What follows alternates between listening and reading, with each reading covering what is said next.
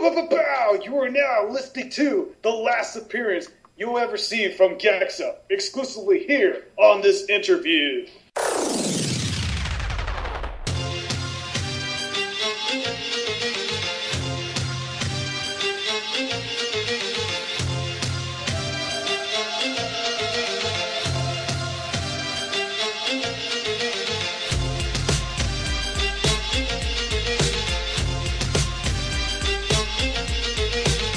And you heard it here, folks. Welcome aboard to Old Schooling Casual Chat. And as usual, I am Patricia, and I'm doing this solo.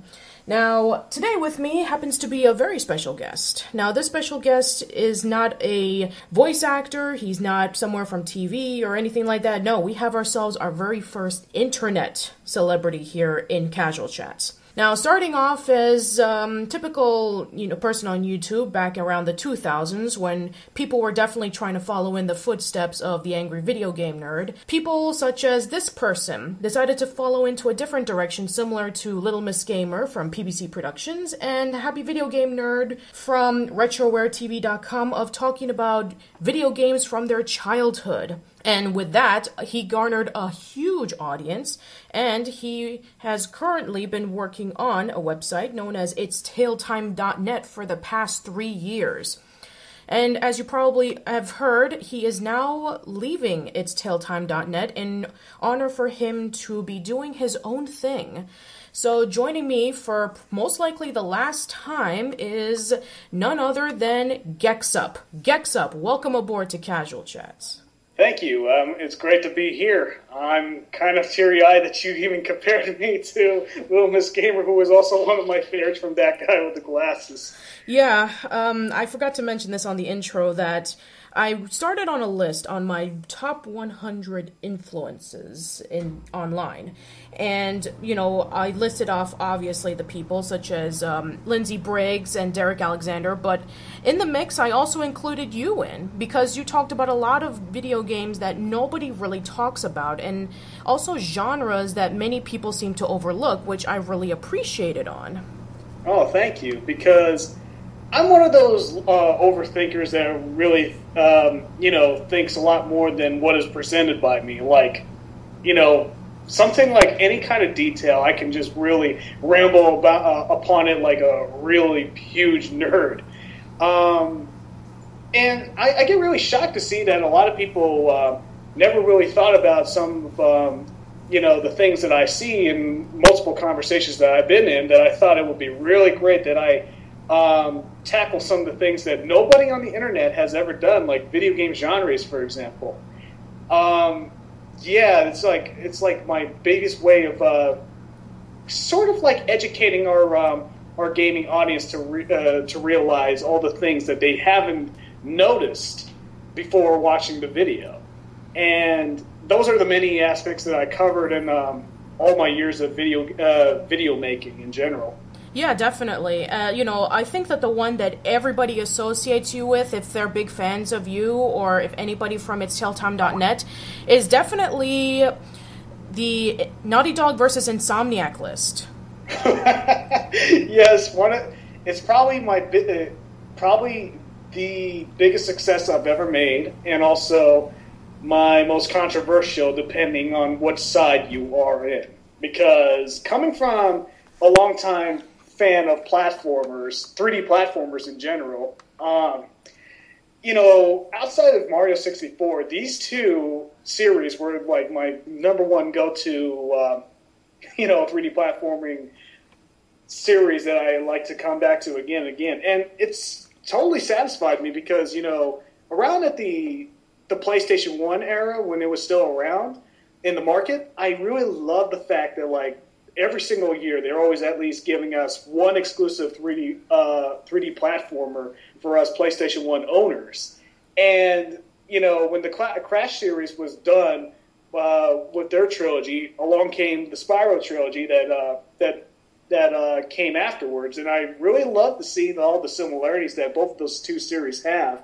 Not only that, but also the companies, Naughty Dog and Insomniac, they have more than enough similarities to make all the comparisons in the world that it still continues on to this day, even though right now Insomniac has has been in partnership with EA as of we speak. Oh, we do not mention that here. Oh, sorry about that. No, I'm joking. It's like, you already talked about EA and how they were able to screw up the Oddworld series with Stranger's Wrath, and then the reputation of the series in itself, in which they just basically bastardized it and just ruined of what it could have been. Well, the problem, all the creativity was all upon Lord Landing. Lord Landing, Share McKenna, and Oddworld inhabitants. The problem was they parted with EA at the point that they wanted to try something new, that EA said, like, okay, go ahead, but we're not going to help you out in any way, shape, or form. And still to this day, Lord Landing still bashes EA for all the things they could have done to actually make that game successful. And yes, I'm really glad that you're one of the many people out there that realize how satanic EA is. I've been a big fan of the Oddworld series for quite some time, actually, and to see that Stranger's Wrath, when it came out, you had all these other games that were coming out on the Xbox that many people just don't really seem to know about. And then when you have EA coming into Insomniac and making Fuse, which, is basically generic blandness at its very finest. And you're just like saying, with the whole thing with Insomniac, it's like, we don't talk about that. Yes, we don't. Anyway.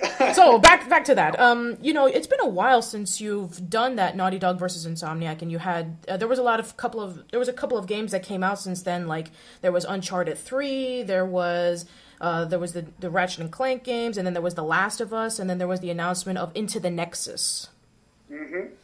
So, if you were to take a look at all those things and maybe redo the list again, who do you think would have still won? Do you think Insomniac would have still won, or do you think maybe Naughty Dog would have had an edge over them? I am just really tied over that, because, I can't ignore the fact that, like, Naughty Dog is really successful in making so many of those cinematic storytelling and gameplay. I'm not a huge fan of it because it really, not to say that I'm against storytelling, but there's what should have been a better way of telling a story than what Naughty Dog has been doing since the Uncharted series. And I'm conflicted because it kind of diminishes the gameplay and the exploration factor, since they're always focusing on the linearity of, like, climbing, how to get out of trains and all that stuff. And I tried The Last of Us. I am not going to bash that game whatsoever because I see a lot of effort and heart in it. But this is not Jack and Daxter. I'm sorry. Because I'm one of those rebels who cries for a Jack and Daxter game, and I'm still wondering, how the hell did Insomniac manage to carry out the Ratchet and Clank series, but why isn't Naughty Dog doing that? I mean, like, I'm going to have to say that I'm giving more credit for Insomniac, even though they did sell themselves to EA. At least they're working more than one series at the same time. I mean, like, Fuse, we all know how mediocre it is, but it was developed by them. Resistance and Ratchet and Clank, oh my goodness. You have to thank Insomniac for actually continuing on the Ratchet and Clank series and spraying out new ideas. And Into the Nexus is coming out, and I'm more than prepared to actually get my hands on that game, even though I am still waiting for another Ratchet and Clank game to even approach the awesomeness of A Crack in Time. Oh, I definitely agree. A Crack in Time is definitely my favorite in the series. Mm-hmm. As for Into the Nexus, I did hear that it might be TJ Fixman's last Ratchet and Clank game since he's left Insomniac. That's too bad. I know. It's kind of like one of those things where, you've been working on this project for the longest time, and you really want to work on something else.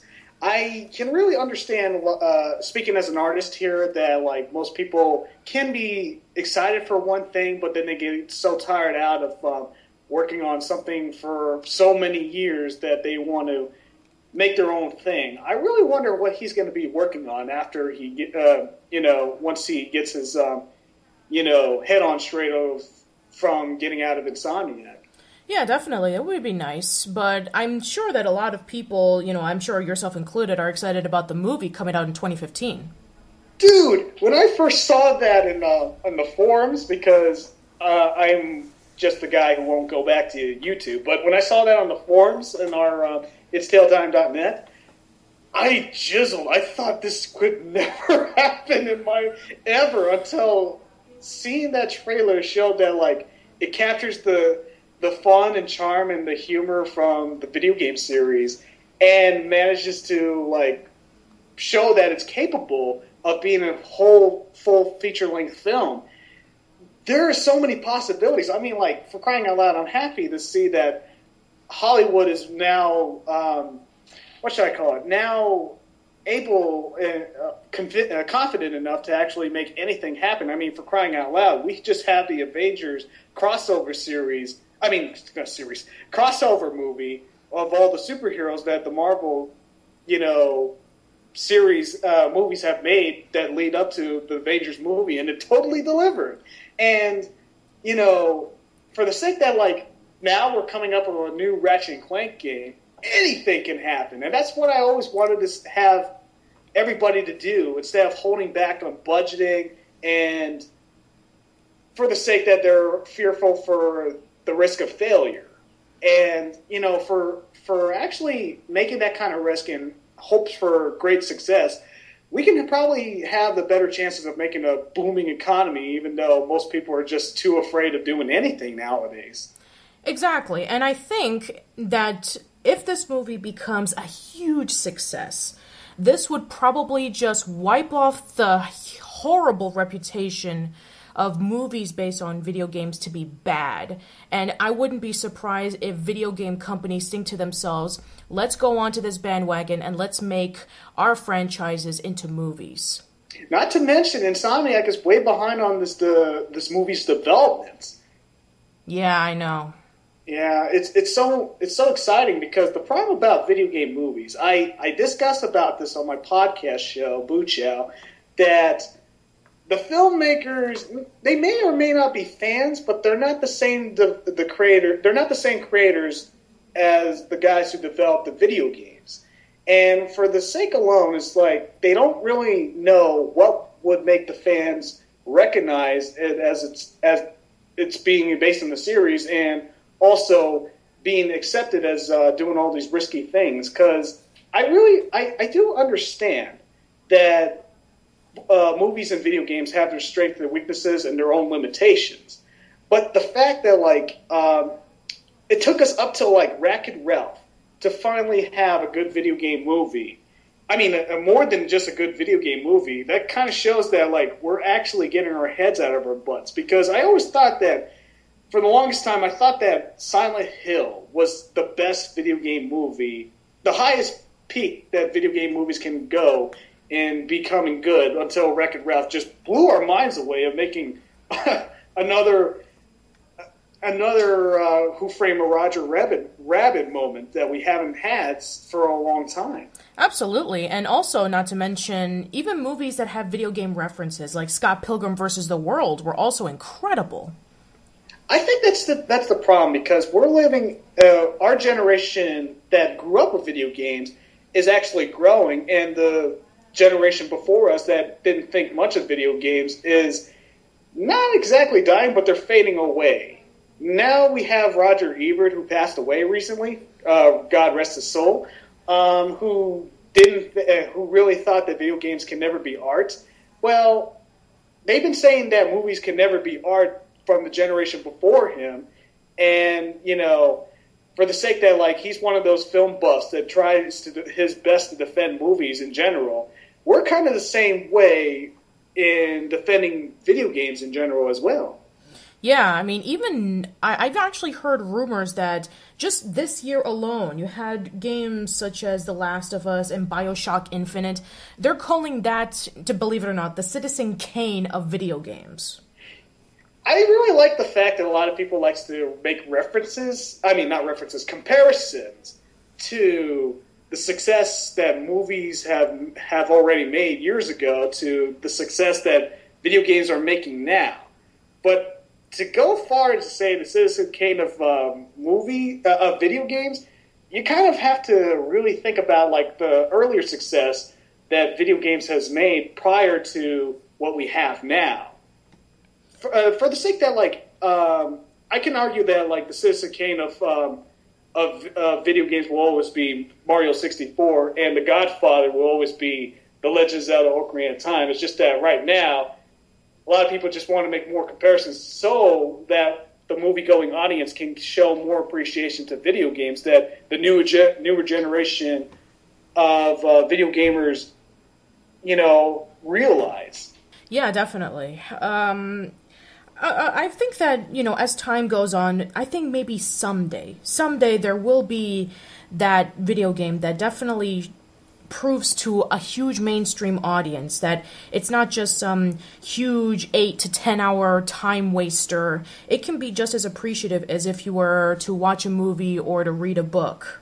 I think it's for the sake that like people are really fearful of trying anything new, and that's the reason why we have so many of this sequelitis where we have the same thing all over again. That is really a troublesome situation. But if we since the new generation has like all this defining character defining hobbies that they wanted to make it so taken much more seriously, sooner or later video games will have its full appreciations just like comic books have now, because comic books a long time ago, back in like the 50s, the 60s, they have been incredibly controversial for trying all these risky things, and it once has been a despised form of art until newer generations who grew up with comic books realizes all its full potential and how great comic books are that hasn't been appreciated from the generation before them. I think it's the fact that like the generation always the generation before us always judges the next generation of what they do, and they can't really relate to all the things that we're doing now. I mean, for crying out loud, it took me forever to get my father to get into computers, and that's saying a lot. Oh, yeah, I completely understand what you're going at. It's like with my mom, who needs help with setting up from the TV to the DVD player, and she's like, how do I do this? It's like, you have to pull off the AV cables, and then you have to connect it. It's like, can you do it? I am still learning how. But yeah. So right now, all the hates on video games that's happening on non-gamers right now, we can just simply ignore it and just focus on what is the next step that video games can do. And so far, the one thing I really am hoping that video games can just throw away is updating. And that's the reason why it's holding me back of making me appreciate the Xbox 360, PS3, and not the Wii. Wii doesn't do that much updates, but those two main consoles that's happening in the market right now, and the next-gen consoles that's going to happen, when it's released later this year. The sake that like it's updating, showing that like this finished art needs to be fixed. I mean, like, you can't have an artist who just released his masterpiece, and then he thought to himself after he released it, saying like, I need to fix this. Hold on a sec, everybody, turn away before I finish the rest of this painting. You can't do that. That's one of the one holdbacks that I have for my love for video games in general. Yeah, I know. It's like if Bob Ross were to come by, it's like, I'm going to do all these happy clouds and these beautiful rainbows and this nice lake. And then all of a sudden, he does the painting, he's all finished. And then afterwards, maybe like a couple of days later, it's like, I'm just going to put in these happy trees and I'm going to maybe add in a little bunny rabbit or something. And then he keeps doing that over and over and over again to the same painting until finally it's almost like you don't even recognize it from the first time. Yeah, truly. And, I guess I'm having a lot of hopes for the upcoming PlayStation 4 and the Xbox One. Well, take that back. The Xbox One, even though it's trying to fix itself after all the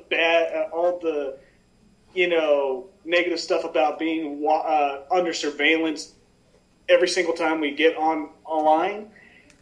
You know, that's another holdback that I have for the love of video games, because since the creation of the internet, now the people who manufactures and made all these programs, they have the ability to stalk its users, and that itself is fearful, because that just kind of limits all of our freedom of letting us do what we want nowadays. Since the power of the internet, we're being traced down everywhere. I know. It's like we're going to be putting in even more references to Skynet on the Xbox 360. Oh, yeah, definitely. And, yeah, I just don't really like the idea of, like, programs are now at the point where there is no escape in this world. Yeah, pretty much so. Anyway, so enough with that depressing, apocalyptic, we're being viewed stuff. So let's get to the positive. So, what made you decide to just go onto the internet and talk about what was your first review, Gex Enter the Gecko? Well, prior to who I was, I used to be that particular guy that likes to make myself special for finding games that are not having as much attention, and then I just like to show it to my friends who are blown away that they missed out on the game. And I really like that. I used to love that special feeling of blowing people away, saying that, like, "Oh man, how did you forget about this game?" And then for that habit alone is the reason why I somehow, you know, took that idea of what hipsters are now doing, where, you know, they just want to shun mainstream material and just go for, like, the obscurity of all these wonderful things. I used to have, like, not exactly a grudge against mainstream materials like movies, video games, and comic books and all that stuff. It's just the fact that, like, when I took a look at most of the video games that was obscure and underrated, I was just really surprised that, like, you know, all these new games that have been perceived as being the best there is available, they kind of look like fool's gold to me. Where the sake that, like, you know, like, another Call of Duty's come out, everybody needs to buy it. If you don't buy it, you're not a gamer. It's the greatest thing you'll ever see in your life. I keep hearing all that stuff over and over again throughout my years of video games. And I just really want to give out my support for some of the developers who wants to make a difference in the video game industry. And, you know, I'm also trying to give out hope for people for trying something new, because, like I said about the older generation before us, is the fact that they're just so fearful of trying anything new. And they just want the mainstream to tell them, make them blind to actually get into these things and make them believe this illusion that this is the best thing ever, when finding obscure games is kind of like digging for gold. And then when you find something that is spectacular, you have to show to everybody that, like, this is what you missed out on. And I used to be that individual that has to forcibly make people look like idiots for trying to show them that this is better and stuff. But, you know, I became a changed person for accepting who they are and stuff. So it is their choice. But I am still that individual who will give more than enough faith for anybody who wants to give out anything new, even if it's mainstream or independent. Yeah, definitely. I mean, you have all these people who praise a game, like, let's say, oh, I'm playing Metal Gear Solid for the PlayStation. It's like the greatest game ever. And you're like, oh, but I'm trying out this game for the PlayStation 1 called Neverhood. It's so really cool and unique and stuff. And everybody's like, I've never heard of that. It's like, it's from the same guy who made Earthworm Jim. It's like, oh, yeah, I've heard of that guy. And then, you know, it's like, people are just so blinded with, you know, everything mainstream because it's being featured all the time on TV, all the time online, all the time from friends just saying, oh, you got to get this game or else you're a noob. But That's That sounds like my days against the Halo fans. Oh God, don't even remind me. I gotta tell you, when I was in college, I used to run video game tournaments all the time, and I can assure you there was a ton of people who went crazy for the Halos. Yes. Oh man, and I'm really glad that the Halo popularity has really diminished because there was at the point where I could not go outside without hearing Halo. And that's one of the main keys that I became the person who I was because of the sake that, like, you have all these video games out there that are trying to make a difference, trying to show all the possibilities. And then we're still stuck with Halo, just doing the same thing, blasting off enemies, and they don't really have a goal or a finale. They just keep throwing us another cliffhanger that will take us years for another installment, which is like their marketing strategy of making more money. Yeah, that's pretty much so. Instead of creating a fresh new franchise, they just prefer to revive an old one because, it makes money. Yes, that's true. And prior to, like, the Gexup character that I just was kind of also shocked. I mean, like, I was really at that point in time where I was so addicted to watching videos on the internet. I mean, like, my buddy Al Mulia, when we were both living in Japan, he showed me YouTube in 2007. Yes, it took me over 2 years to actually discover what YouTube was. And I found all these wonderful people on the internet making videos. Many of them are still around. Many of them are gone. Many of them had copyright issues with whoever is on the internet. And, oh man, it was just like so much fun to see all these wonderful people doing all this amazing stuff on the internet. And that's around in 2007 where I just decided to join the internet and name myself Gexup. My buddy asked me, why didn't you call yourself Gexup? And I said, you ever heard of this series called Gex? No? Good, because at least I'm trying to give out some recognition for this forgotten video game mascot. And up, it means, putting him up there. Oh, like almost up yours. No, I wouldn't say up yours, Gex. No. I'm not talking about that. I'm talking about, like, it's almost like it's kind of like the same motion of that. Oh, okay. Now I get you. And then later on, the Gexup meme has caught on to people, and it's just like I don't want to call myself another username Ratchet and Jack fan 00 whatever, because that's more than enough people who already named themselves that, and I just want to make myself identifiable as the Gex fan who just came on the internet to show everybody what they missed out on. And I did not make a video until 2009 because I did not have the program for it, and also I did not have the right recording equipment to actually make that happen. And 3, I did not really have the confidence of doing it. It was a fearful situation for me to expose myself to the internet from hearing a lot of identity thieves, trolls, and constant fighting on the internet that just made me hold back on being part of the internet. But then later on, when I just got fed up with some of the people missing out on all these opportunities, and giving out so many requests to some of my favorite reviewers of doing these video games, and they just ignored me. I just decided, hey, these guys are just holding back, and they're not going to be that reviewer that I always wanted to see. So why not be the reviewer that you always wanted to see? So I decided to just do the Gex series, showed everybody I was a Ratchet and Clank fan, a Jack and Daxter, Spyro, and Crash fan, and show them all the other video games of all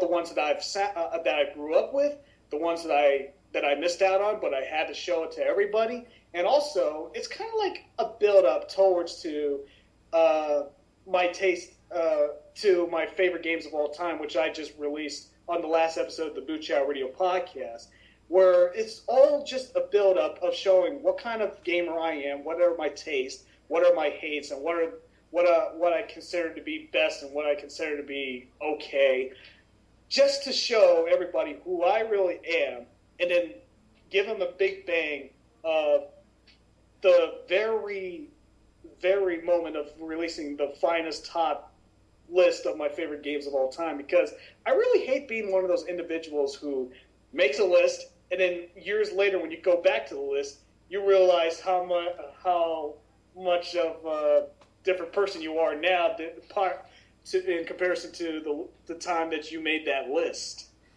Yeah, I can definitely vouch for that, because I've done a ton of top 10 lists for doing the Nickelodeon tribute, and there are some that I wish that I can go back and redo again. But yeah, I can see where you're going at, and so far from what I've seen, a lot of them were really well done. I'm sure that the one that everybody associates with is the top 10 hardest missions from Jak 2. Oh, yes!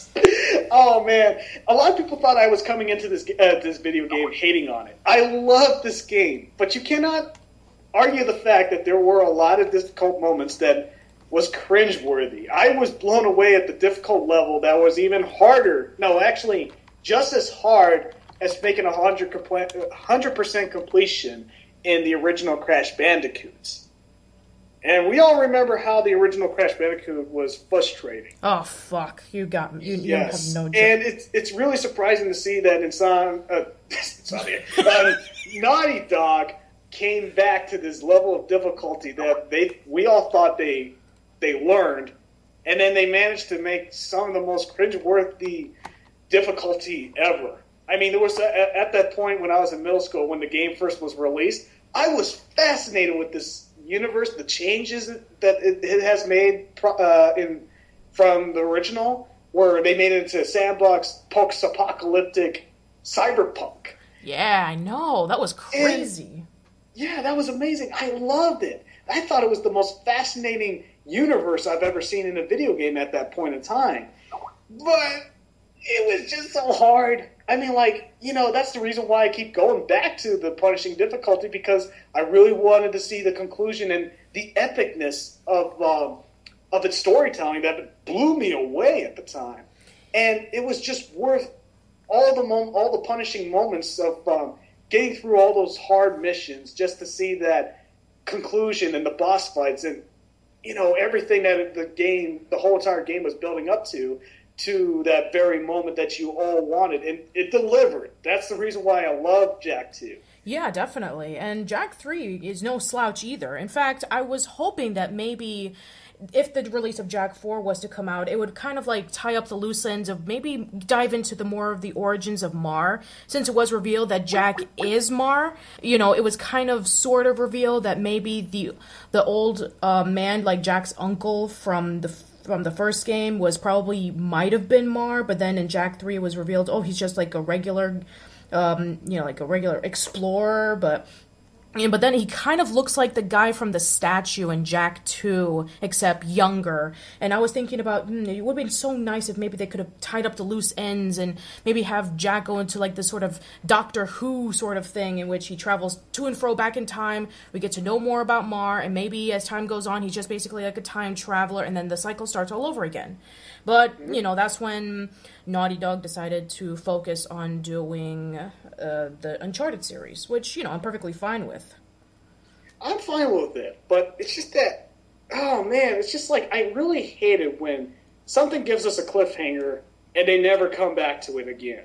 It's just not only that we just discovered Jak as Mar, but also the ending of Jak X when they revealed who was going to be the main villainess in the next Jak game, Crew's daughter.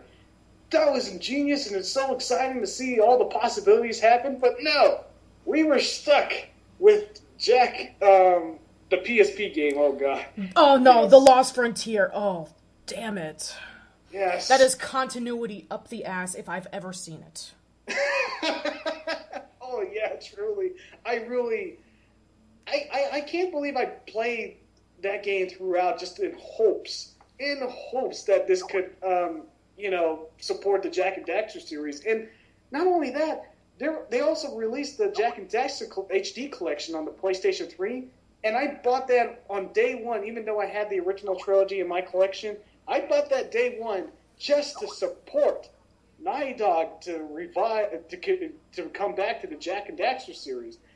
But it just feels like it was just a cock tease. It was just a market. It's a way for them to make money, and then they're never going to come back to it. That's the upsetting thing about being a Naughty Dog fan and all the series that they've made.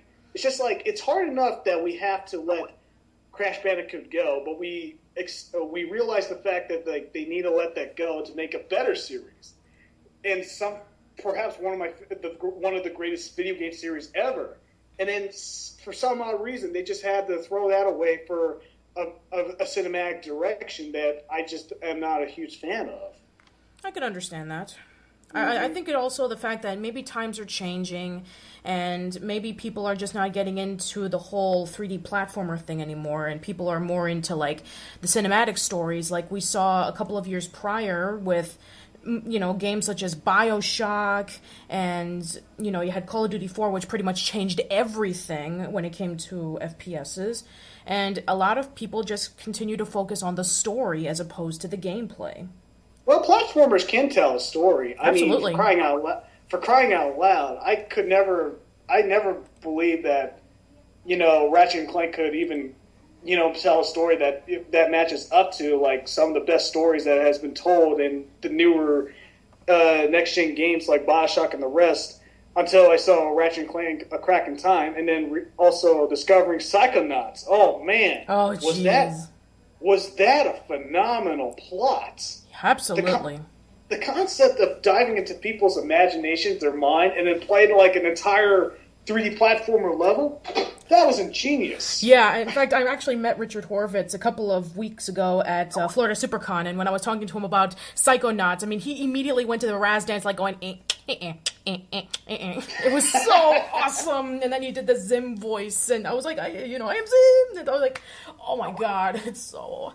if you actually saw the picture of it I have it on my, the Old School Link Facebook, it's like, I was so smiling throughout the entire way because, meeting Richard Horvitz and then talking to him about Psychonauts and then, talking about Invader Zim and stuff like that is, like, amazing. And the fact that, people are wanting so badly for a Psychonauts 2. And this was a game that it didn't even do very well when it first came out. I mean, nobody even knew about it.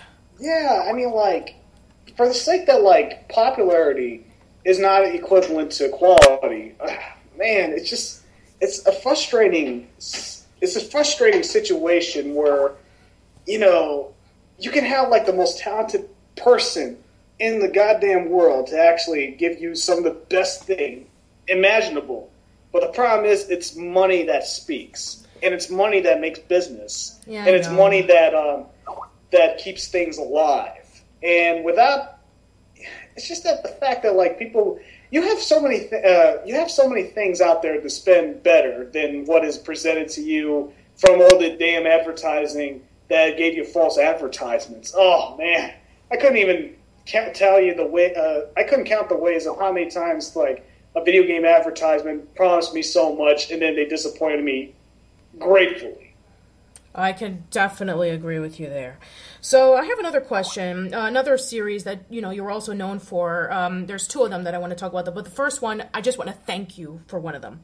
The Oddworld Quintology series, fantastic. You're actually one of the only people online who's actually talked about it, and who's done it amazingly, by the way. Yes, I had to give out every detail about why this is a piece of art. Because... not only that the graphics look like it was made yesterday, that's a huge surprise for me. That's a huge surprise saying from, a game that came out in the 90s. But also, look at all the innovations that this game has made. Coming from the guys who came from making special effects in movies and then ended up making something this phenomenal, from NPCs and communicating with NPCs and how to, survive all these obstacles realistically than your traditional 2D platformer. How did people manage to forget about this? Because back in the 90s, I remember that the Oddworld series was getting so much praise and props for being the most different game out of all the games in existence. And then it goes back to why I'm the Gexup person, because, it's the things that, like, people have, like, a bad memory, where it's like, after all the amazing things has done since the Oddworld series, they forget it. And I really also hate the fact that, like, a lot of people saying, like, oh, platformers are gone. I'm like, no. You're just focusing on the Mario and the Nintendo series, but you should also look at all the other 3D platformers that has been made since. Yeah, exactly. I mean, have you ever played Super Meat Boy and Fez and Bastion and Braid? I mean, what about those games? Yes, but back in the Oddworld series, oh man, the words cannot describe how much it would be a dream come true to have an interview, or do an interview, or you can do an interview of doing of just talking about the Oddworld series with Lauren Lanning, because almost all the interviews that Lauren Lanning has been in, he seems to like not talk about the Oddworld as much, and just focus on just talking about the business of video games in general, which is kind of a shame, that considering that like this is a guy who made some of the most phenomenal things that ever been in the video game industry, and yet he could have had the perfect opportunity to discuss about like all the history he has done making Oddworld. Yeah, definitely. I definitely agree. Maybe, who knows? Maybe it'll be me. Maybe it'll be you. I mean, possibilities are endless for having a chance to talk to someone. And also another one that I do appreciate the Oddworld series, sure. I mean, even though that some of the controls are a bit primitive, like pushing triangle to jump, and the fact that the attack button is in the directional analog stick. But other than that, yeah, I mean, these games are still amazing, and I can't wait for New and Tasty. Yeah, oh man. Didn't it break your heart to hear that they were working on a real-time strategy Oddworld game, A Hand of Odd, and they were also planning to make... They were trying to do something that the Ratchet Clank movie is now doing, which is an Oddworld movie, Citizen Siege. Oh, that's right. I did hear about that.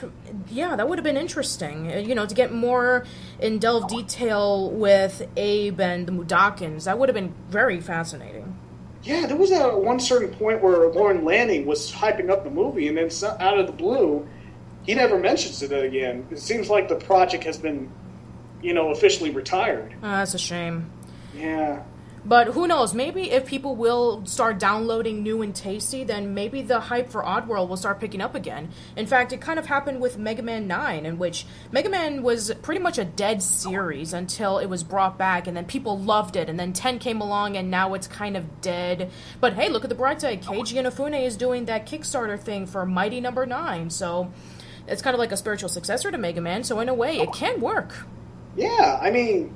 it goes back to that discussion I made about, like, money speaks, because there are people out there that wants to try something new, and with the power of the internet and buying games online, that just shows that, like, anything can happen. I mean, for crying out loud, the Oddworld series has been re-released so many times, and yet we're still hoping from our bottom of our hearts to see something brand new in the Oddworld quintology, more of an expansion, and see much more of this fascinating universe to be, explorative that we haven't seen in the previous games. Yeah, definitely. And I'm really excited for this possibly maybe bringing back the series. So if any of you have the opportunity, please download it. Mm-hmm. You have no idea how many times I told everybody to get in there, because for crying out loud, my general audience is the Ratchet Clank and Jak and Daxter franchise, and I said, that one aspect where you play as Clank and you had to communicate with all those robots and doing all that stuff? Well, there was another video game series that innovated it, the Oddworld series. Yeah, exactly. So it's like... that game, that first-person shooter game that you like playing, there's a game called Wolfenstein 3D and Doom, in which they kind of innovated that, you can check that out if you want. So the final thing I wanted to talk about right before I ask you a few more questions regarding about your page is this is one that I really looked forward to every year around December, which was the Platinum Platform Awards. You did one for 2010 and 11. Yes. So what made you decide to come up with that idea? There was that one point when I used to be a viewer of GameTrailers.com, and I was just shocked as hell. Not only that, but there was a lot of video game award shows. It's like one of those unappreciation for platformers in general, because for crying out loud, I was really shocked as hell to see that these video game award shows, they give little props to the platform genre in general, because when you take a look at the Spike TV Game of the Year Award show, there is no awards for platformers. Pretty much no. In fact, it's all about Call of Duty or Halo or some PC game or whatever. I mean, there's rarely any for RPGs, especially ones that, it's like a few minutes of it, and then they go back into, like, the mainstream stuff. And, there's, like, this one little moment in which they talk about the indie games, and then that's pretty much it. And then you have celebrities, and whatever. So, yeah, it just feels like too much at times. In fact, I actually have a good friend of mine, Armin from Comic Book Cast, who pretty much made fun of this fact that everybody was just talking about Call of Duty and Halo, and it was brought to you by Mountain Dew and Doritos. Mm-hmm. Yeah, I really hated, this was, the worst possible way of promoting video games, because, again, it's this is one of the things why people don't take video games seriously, because of, how stupid that these award shows that's quote-unquote representing these games are. And I also hate the fact that, they're throwing in so many product placements that it makes video game look like it's being fueled by stuff like Mountain Dew. Hey, I know.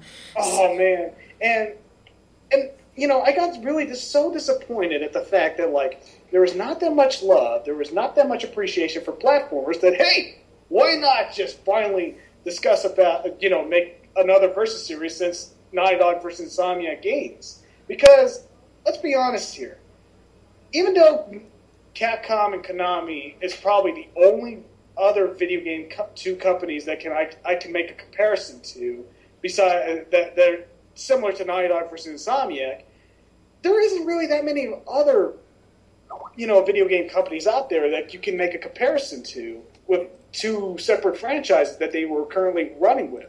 And I got really aggravated the fact that, not aggravated, I was, really disappointed in the fact that, there hasn't been two separate video game companies that can make a comparison and contrast to, Naughty Dog and Insomniac, that, hey, why not let's do a versus series of all the platformers that came out in this very year, and just give them a set of rounds and see if they have what it takes to be the platformer of the year. And then, up to the final round, I have to make a final conclusion of what I think is the best platformer of that year. I wish I could have continued that series as much as everybody can.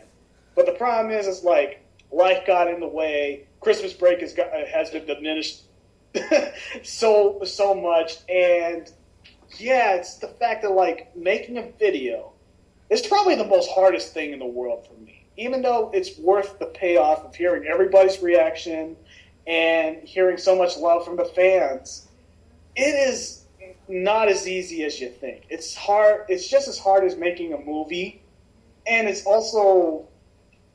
even worse than making the hardest drawing in the world. Yeah, definitely. And you already announced who you thought was the best in 2010 and 2011, but no 2012. Have you actually made a decision on what was the best platformer for 2012? Oh, yes. Let me see if I can remember the platformers that came out in 2012. All right, I'm going to try to remember. Sure. All right. Okay, rephrase. Let's try to rephrase it. Rayman Origins was in 2011. That's one of the best 2D platformers that has came out in years. That's saying a lot. Yes. Okay, I'm trying to remember. Sure, okay, let me try taking a look on the internet. Okay, sure. I mean, we have 2012. Oh yes. Now I remember. Fez. Ah, Fez. There we go. Yes. Now, this platformer just has so much love in it that you can't look away with it, because I love the fact that like you can rotate the fact that you can rotate the scale of the levels around, since everything is all 2D flat surfaces, and it makes platforming challenges so mindful, so creative, and so challenging and breathtaking all at once. And that's the reason why I love Phasma with a great passion, because of all the innovative stuff that game has done for platformers in general. Yeah, definitely. And also, you would have included the Jak and Daxter collection. Yes, I wanted to, but I have to do the same thing like everybody else. It cannot win because it is not a brand new game. That's true. But then again, neither was the Sly collection.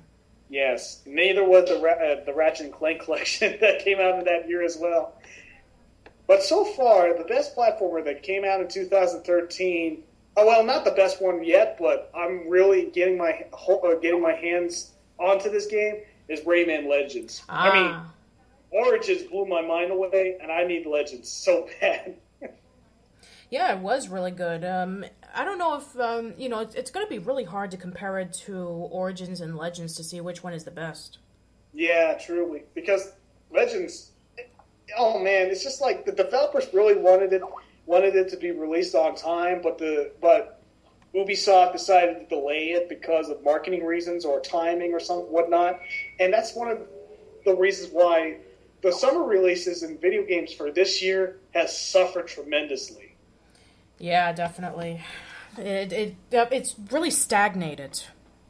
Yeah, to come to think of it, all they ever do is basically all video games nowadays. The releases nowadays is being released on the Christmas break season, and if they're too late, they release it in the first quarter of the season, and that's just what makes it so disappointing with video game releases nowadays, because at the course of like when you beat the game and you're waiting for so long for a sequel or a game that's coming out, it all has to be in the Christmas break. And the fact that like the Christmas break, the Christmas releases has been so stagnated that we can't play all these games in one Christmas break. No, we can't. It's like the equivalent of not being able to see all the summer blockbusters in one shot. Yeah, that's true. That's true. I mean, I'm willing to spend some money, like once a month on like a game that grabs my attention, but to only buy so much for all the games that you've been anticipating for just that one particular Christmas season, it's just aggravating. Yeah, definitely. Another question that I had regarding about Itailtime.net, you decided to finally leave YouTube and started off this website and invite all your friends along as a couple of people, and you had like your own little community, and it started to pick up really well. And, you had a couple of new stuff like gaming, gaming of the 90s. Mm-hmm. And I'm sure that took a lot of time for you to do all that research, not only just for the consoles, but also for what was going on at the time, also the PC games, also the movies, the TV shows, the music. I'm sure it took a long time to do so.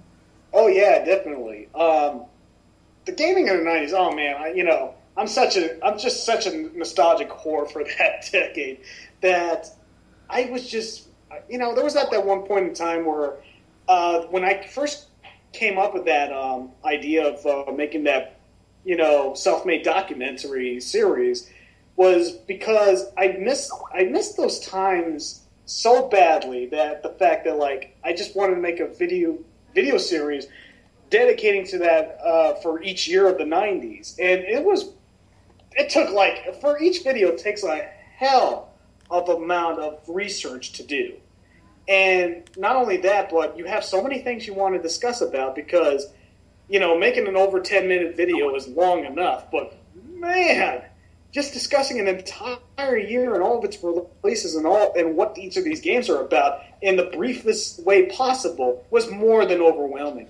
Yeah, I definitely agree. In fact, I actually had to take a bit of a break when I was doing the Nickelodeon tribute, and I had to watch all the shows that came out during that time and then review it, and then I had to watch the Nickelodeon movies, and I was at a point in which I just burned out, and I had to take a couple of weeks off at a time just so I can get myself refreshed. So yeah, not to mention we're all human. We're not machines who can actually make all these things happen. Believe it or not, I never had once any help from making any videos except that one point where I was away in school and asked Sendu to actually edit one episode of Gaming in the 90s, which he was really overwhelmed himself as well to actually edit everything in that video. And I mean, like, throughout my years in reviewing and all that stuff, the script, the video recording footages, and even the video editing, that was all done single-handedly by me. And back that up with a podcast show that wanted me to express much more about video games than I can possibly do in videos. That was partially my life there. And yeah, and for the sake that, like, I really did not have, not to say I did not have any more fun, it's just that I can't keep up the pace anymore. It just, like, it felt like weight on my shoulder that was holding me back from standing and walking. And that's the reason why, like, ever since we had that, like, 2011 earthquakes in Japan, that made me want to evacuate from the country until it was safe to come back. It was just so hard, that's when signs showed that making videos that happens like once or twice a week somehow became a factor of like making one video per month. And then later on, when I came to this art school, it became one video for 3 months. Oh, and part of making, becoming an internet reviewer is just being a guy who knows how to make time. And for the sake that, like, all this hardships of doing all this doing all this hard work of making all these great videos that you always wanted to do was just so nerve-wracking. I can understand why. In fact, going to school, moving into a new country, and then on top of that, being the leader of a big website that is still growing and trying to feed these fans to appetites of all this knowledge, it can get a bit overwhelming at times. And I can understand, why you decided to just focus on what really matters to you, and that is to go to art school and pursue on what you really want to do. Mm-hmm, that's true. And also another reason why I want to do Itailtime.net was because I really had like a lot of friends who are like in so many places around the world that I really want them to have as much viewership as I did, because I really hate to brag about it. By no means I'm bragging about it, but as much support I give to all my friends who watches me and who wants to be just like me, they're not getting the same love and appreciation as much as I am. And I did not have I did not make any cameo appearances or have another internet celebrity, to actually help me out. Like some guys from Back Out of the Glasses, they needed the Nostalgia Critic to help them out to get them to be more successful. Yeah, for me, I basically carried out my own weight to become the person who I am now. And I just wanted our members of Itailtime.net to be, have the privilege to have the same audience as I am. And that's still the most troublesome part of Itailtime.net, is because I'm trying my best to get, all the members as much attention as humanly possible. No matter how hard we worked on the site, it all comes down to where's Gexup. And yes, I know that a lot of people really are a huge fan of me, but there's at the point where you have to realize that there are members on the site that's working as much harder than I am to actually get as much attention as I am right now. Yeah, I definitely see that with, a lot of people such as Zendu and Amuya and TBC and, all those people, they do really work hard, and each and every single one of them have different personalities and they have different tastes, so it's like, one person can be able to pick out a favorite and they can be able to, they can be able to just be satisfied with who's there, even if you're not there, which in itself, taking a big risk like that, I really commend you for that. All right, thank you. It's just the fact that, like, I really see so much potential with each of these members, and they're doing a phenomenal job. And all I ever did was just give them my support and then try my best to help them out any way I can. Well, I can assure you on one thing. You left on a very triumphant note. You got a great website with many personalities who work hard on dishing out some great content, and you have a big fan base who will definitely miss you, including myself. Yeah, I understand the fact that, like, a lot of people, tune in to see me because of how much more knowledge can I give them, and how much how entertaining I can possibly be in presenting these knowledge here. Because even for, like, very smart reviewers out there, the only thing they really lack is how to grab people's attention, and that's something that I had to learn from becoming a reviewer. Because if you take a look at my older reviews from 2009, I spoke softly, not just because my equipment is very sensitive, but the fact that, like, I was still trying to build that confidence of actually getting people out there. And lo and behold, I was really surprised to see, like, the very first on my very first review on Gexup to the Gecko, immediately I had a bunch of Gex fans who were coming on my site saying, "Oh, I can't believe you're a Gex fan. I'm glad you're doing something that nobody else is doing," and knowing all this stuff. And it's just like, it feels so great to actually getting this much attention, and then having some more viewers coming into my site, coming into seeing my stuff and saying, "Oh, I never heard of this series before, but it's really cool that you're telling me what I missed out on. I'll check it out if it even comes out." And those are the only reactions that I always wanted to hear from fans, and that's the reason why it was so worth the hard work of putting myself all that punishment of making all these videos done. Yeah.